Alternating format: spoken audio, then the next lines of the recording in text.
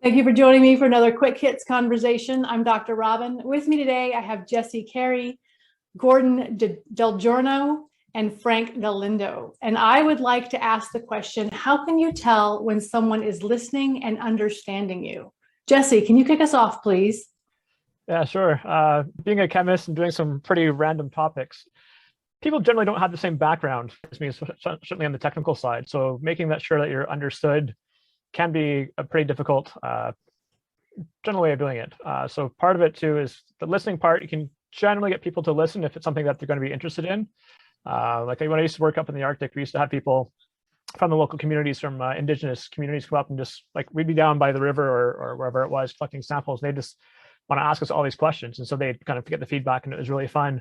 But when you try to explain, what you were doing, like they can understand grabbing water, or grabbing dirt, or collecting, getting some fish out of the water. That's pretty simple. But when you try to start telling things about chemical concepts, or saying like chemical contaminants, and why are these in the water? Like, okay, first, what's chemical?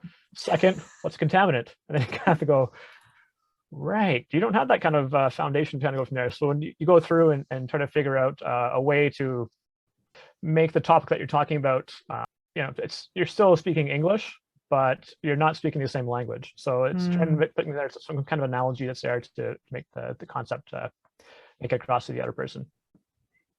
That's interesting. I think that how to tell if someone is listening to you is it's tricky when you are, to your point, Robyn, have sat on the other side and know what it is to have to do that and ensure that you're paying attention, especially people that are easily distracted. To me, to find out if someone's genuinely listening to me and understanding me, it has to go, at some point, it has to go beyond the eye contact and the head nods, because some people, again, they're going to master this to make you think that they're listening to you, right? So the eye contact, the head nod, but there's like little nuances, I think, in the facial features and the body expressions, and especially where people jump in every now and then, little tidbits to kind of reaffirm what they heard and rephrasing it in a way because they genuinely want to understand it. If they are able to rephrase what you said in a different way, then you know that, yeah, that person's listening and paying attention to me. And again, the eye contact and the little like leans of the face, like people who are interested, their body seems to me anyway to express that as well, right? And it'll show you as the viewer that person is kind of leaning in, or making a face like they're thinking, like something's going through the brain. Hopefully it's about what we're talking about, but again, it's a combination of things. I think that will kind of lead you to realize whether or not a person was listening and understanding, which is good, because then you can say, okay, wait, I'm losing this person. What do I do to get them back? I assume no one is listening to me ever, because I say lots of useless things. And so my whole thing is I've been trained in a communication technique called the llama: listen, acknowledge, make a statement, ask a question, by Judy McGee, who was my mentor, my sales mentor. And I assume nobody's listening. And I don't mean that to be cute either, because what I do is I ask for clarification a lot of times.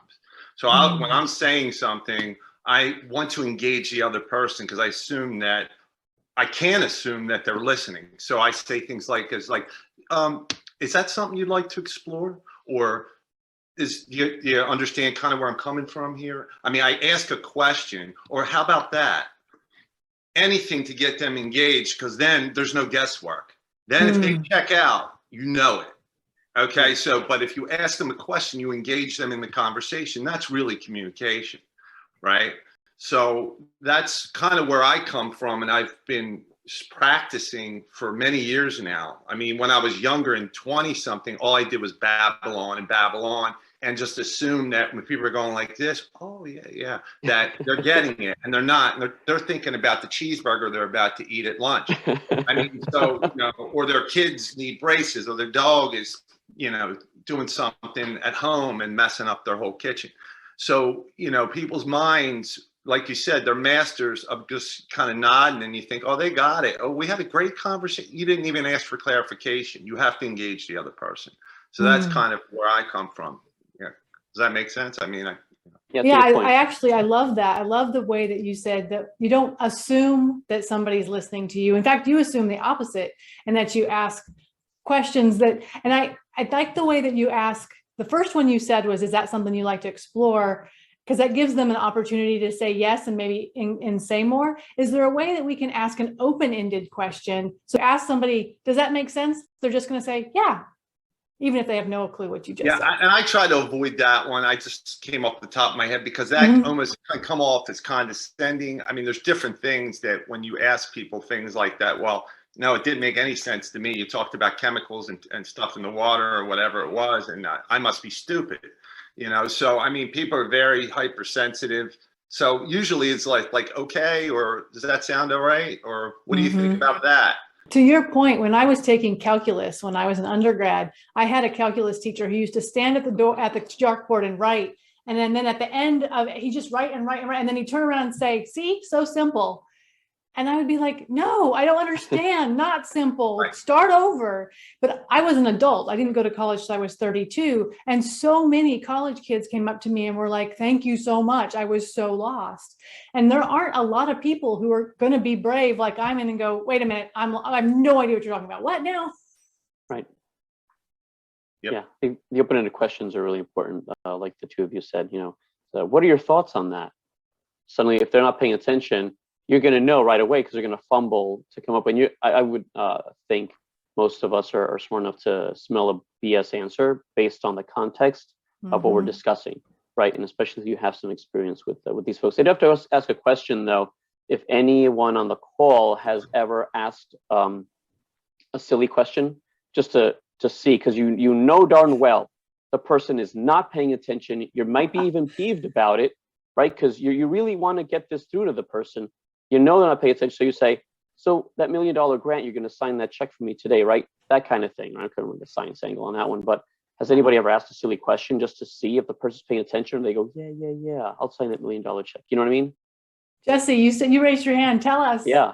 Yes. Well, some of those questions that are there, again, it's probably something more along with academia, but people who get really advanced degrees, and I have a PhD, so I'm guilty of this sometimes too.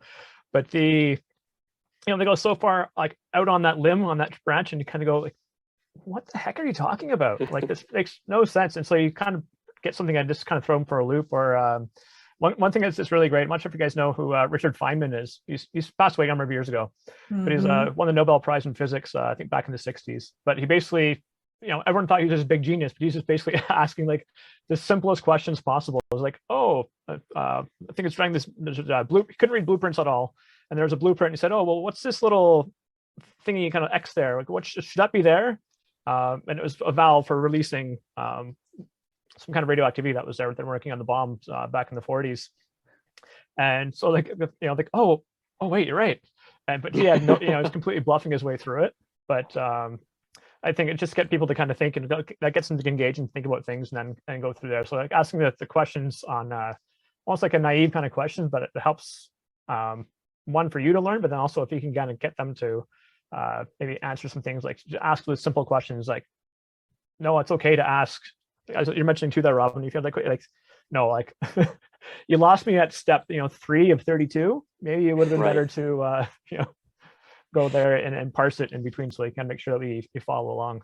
Yeah, but most people are non-confrontational in my world, the way I view the world, that they're never going to ask you the questions. People just talk, typically. Like, even throughout this conversation that we've had, what I've done is said, you know what I mean? Even like, I'm asking you a question to engage all of you after I say whatever I'm going to say. Most people, though, they just say, these are people that are in PR and are supposed to be communicators, right? They just talk, and then they wait for a response. And when somebody doesn't respond, they think, oh, they either got it or, man, I blew that one. But they never ask a question at the end. Right. I think 90% of people that I know don't. They just, and I've gotten used to doing that because I feel nobody's listening to me. I think it's somewhere in my childhood or something. We can talk about that offline. Yeah, exactly. So, but what I'm saying is, that's kind of where I'm coming from. I believe that we could do a lot if we just ask questions at the end. right? Yeah. Yeah. Well, that is our 10 minutes. So I'm going to cut us off there. Thank you so much for having this conversation with me. I do feel listened to, and I look forward to talking to each of you again very soon.